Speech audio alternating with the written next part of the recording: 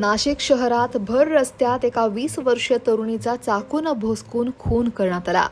यानंतर काही तासातच संशयित आरोपी तरुणाचाही मृतदेह आढळल्यानं शहरात एकच खळबळ उडाली. प्रेम प्रकरणातून घडलेल्या या दुहेरी मृत्यूच्या थरारामुळे नाशिक हादरलंय. शुक्रवारी रात्री नाशिकच्या इंदिरानगर परिसरातील वनसंपदा सोसायटीजवळ रात्री 10:30 ते 11च्या सुमारास अमळनेरहून शिक्षणासाठी नाशिकला आलेल्या 20 वर्षीय वैष्णवी आवारे हिचा धारधार चाकूनं वार करून खून करण्यात आला. वैष्णवी वनसंपदा कॉलनी परिसरात पेईंग गेस्ट म्हणून राहत होती.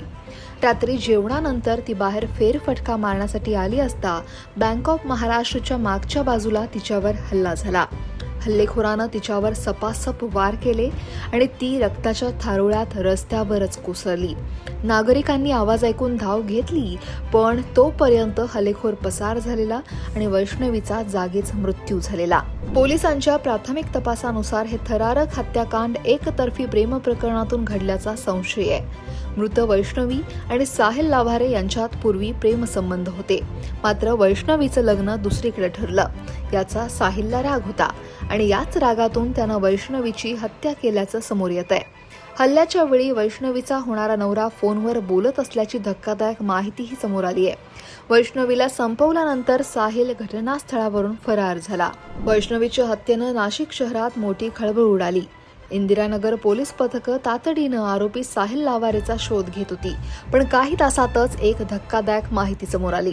शनिवारी पहाटे 2 ते 3 वाजण्याच्या सुमारास इंदिरानगर परिसरातील अशोका हॉस्पिटल समोरील जॉगिंग ट्रॅकलगत एका झाडाला साहिलचा मृतदेह गळफास घेतलेल्या अवस्थेत आढळून आला.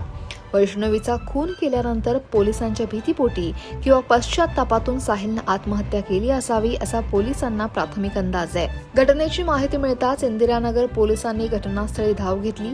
फॉरेन्सिक पथकानं तपास केला. वैष्णवीच्या मृतदेहाजवळ हल्ल्यात वापरलेला चाकू सापडला. दोनही मृतदेह शवविच्छेदनासाठी पाठवण्यात आलेत आणि पोलिसांनी परिसरातील सीसीटीव्ही फुटेजही ताब्यात घेतलंय.